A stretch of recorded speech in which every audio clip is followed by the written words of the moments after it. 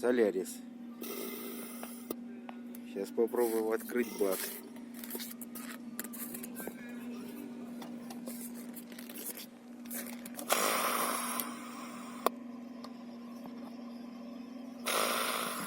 Спит, блядь.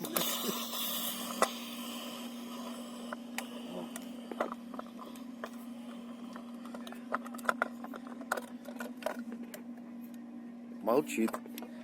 Закрываем. Значит, клапан абсорбера уёбничий. Замерз.